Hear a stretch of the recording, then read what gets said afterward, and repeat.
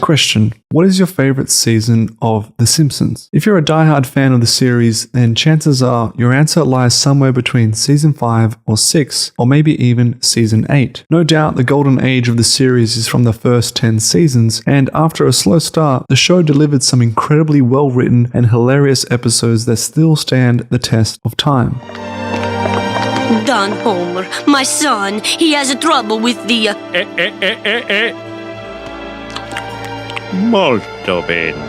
But I want to offer an alternative suggestion or question to you. Which season of The Simpsons moved you the most? While I have no argument against season 5 or 6, which I agree are probably Simpsons at their peak, no other season has moved me or has been so remarkably different than season 2. Let me explain. When it comes to season 2, there is something so strange about the episodes that make it stand out when compared to the genuinely creative and hilarious episodes that come in the following seasons. I'm not saying they're not funny here in season 2, but the broader picture of season 2 deals with some serious dramatic themes, issues, and even just down-to-earth scenarios. Bart, you're wrecking it! Let's go! I worked forever on this!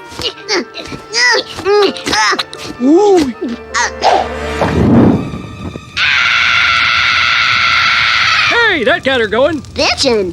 It's almost like after a quiet, small, but comical pilot season, season 2 marks the first few steps into still finding what this show's identity is all about. It's the beginning of something that will become a giant comedic icon, but that is still finding its feet. And as such, I feel like before it gets to the constant hilarity of season 3, 4, and so forth, season 2 is stuck between these two periods of establishing the characters and world against the wonderfully hilarious premises that would soon come afterwards. It's here that we see a world of early comedic drama truly develop into something that is both seriously emotional and seriously fun.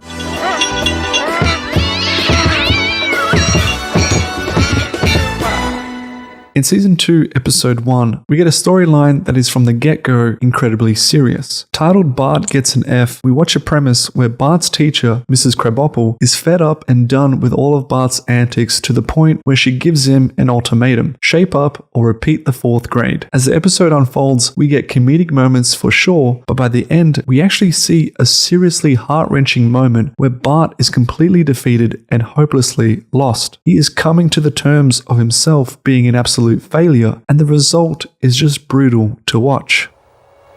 Well, what's the matter? Well, I would think you'd be used to failing by now. No, you don't understand. I really tried this time. I really tried. There. This is as good as I can do, and I still failed. Well, 59, it's a high F. Even though we do get a happy ending, it's still something that I feel like is never really seen again in later seasons, because it's such a dramatic premise that also has this climax that resonates so deeply on an emotional level.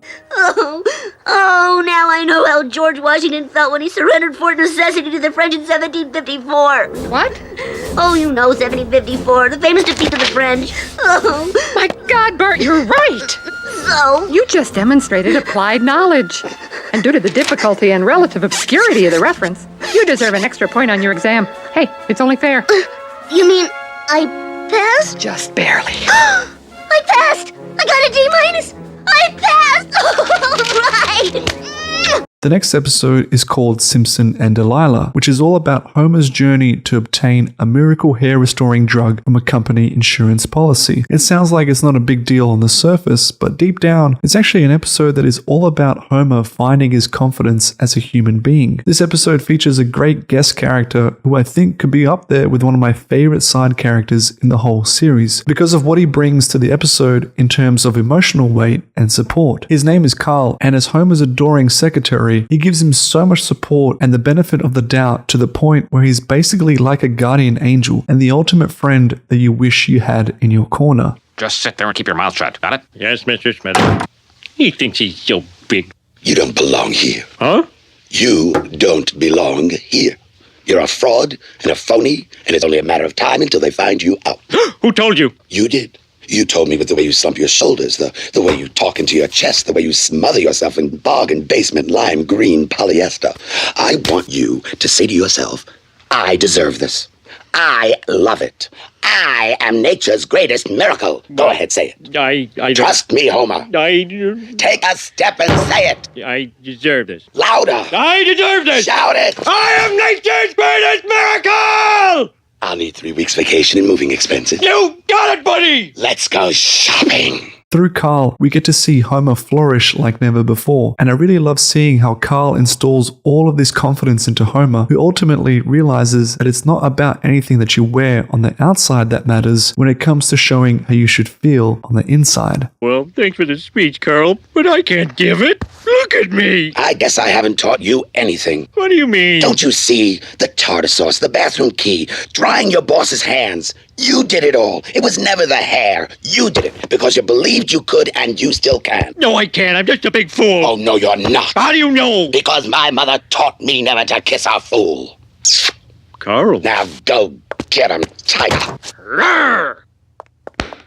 A cliche, yes, but I think I've never seen an episode like this where Homer becomes so empowered from a friend who he comes to deeply admire and trust. Carl, you saved me. Why? Have I done something extraordinary here today?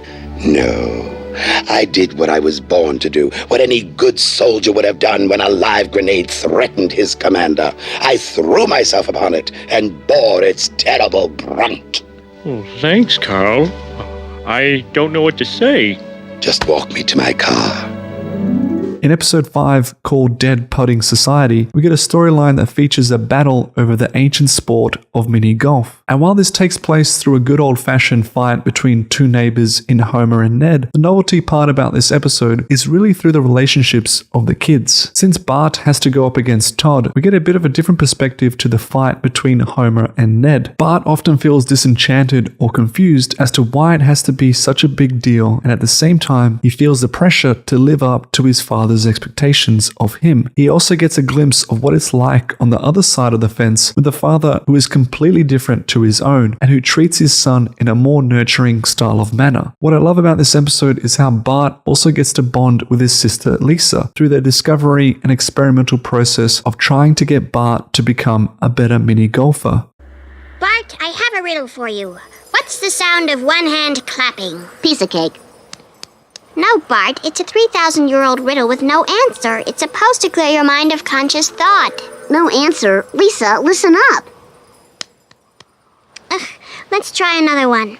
If a tree falls in the woods and no one's around, does it make a sound? Absolutely. But Bart, how can sound exist if there's no one there to hear it? Ooh, it is time. They're working as a team, and it's nice to see them being put together instead of against one another. I also love the ending of this episode, which says something so subtle about what happens when you try to win a silly fight over nothing. My best dress. Why do I get the feeling that someday I'll be describing this to a psychiatrist? Listen to him laughing. This is so humiliating. I'm never going to look this dumb, damn slander. You know, Simpson, I feel kind of silly, but what the hey? You know, kind of reminds me of my good old fraternity days. Oh my God, he's enjoying it. And finally, I would be completely negligent if I didn't bring up one of the best episodes, if not the best episode of this season. Episode 19, Lisa's Substitute. Mrs. Krabappel, you're trying to seduce me. Well? When Lisa's teacher, Miss Hoover, becomes ill, a replacement teacher is sent in the form of Mr. Bergstrom, who ultimately becomes one of the best teachers Lisa has ever had. While the episode is described as a situation where Lisa develops a crush on him, in reality, I see this as more of an episode where Lisa falls in love with good teaching, education, and an incredible support base.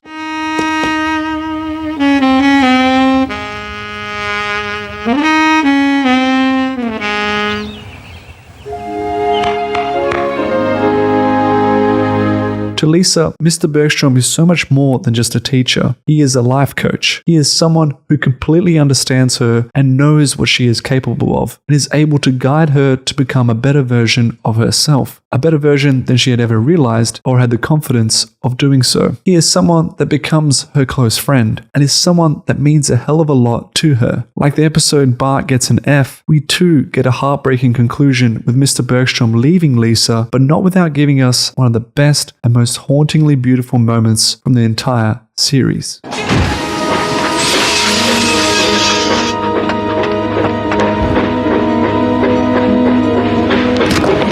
Bye, Lisa, honey.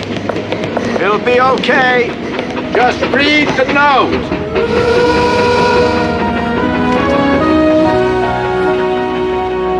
That is why Season 2 is so remarkable, because not only is it uniquely comedic, but it has such powerfully poignant episodes that deal with more complex themes and situations. And let me add, these aren't just 4 random episodes that I've cherry-picked out from the entire season. If you'd like to see more, then check out examples like episode 17, where after Grandpa's beloved girlfriend dies and leaves him a large inheritance, he has to figure out how to handle such an emotionally draining situation. Or episode 15, when Homer meets his half-brother Herb Powell and has to wrangle a complex brotherly love dynamic. Would you like to hold the baby, Herb? Oh, I'm afraid I wouldn't know how. Oh, what's to know? Just dive in. Catch. God, that new baby smell. Homer, you're the richest man I know. I feel the same about you. And finally, episode 13, with Lisa facing an ethical crisis when she realizes her father is stealing cable. Why is the world such a cesspool of corruption? Oh, great. Hi, what makes you say that? Well, at Sunday school, we learned that stealing is a sin. Well, duh. But everybody does it. I mean, we're stealing cable as we speak. Oh, look at it this way. When you had breakfast this morning, did you pay for it? No. And did you pay for those clothes you're wearing? No, I didn't. Well, run for the hills, Ma Parker, before I call the feds. Dad, I think that's pretty spurious. Well, thank you, honey.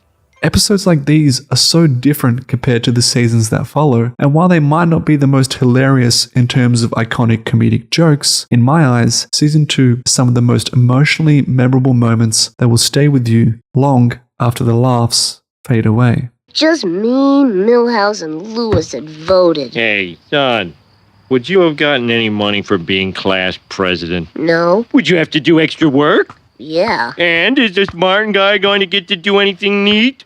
Like throw out the first ball at the World Series? Huh? Well, no. So let the baby have his bottle. Huh? That's my model. Oh. Hey, thanks, Monkey Man. Holy moly, talk about parenting. Uh-oh. Sleep well, Maggie. 3 for 3. Homie, did you straighten everything up? Don't say anything, Marge. Let's just go to bed. I'm on the biggest roll of my life.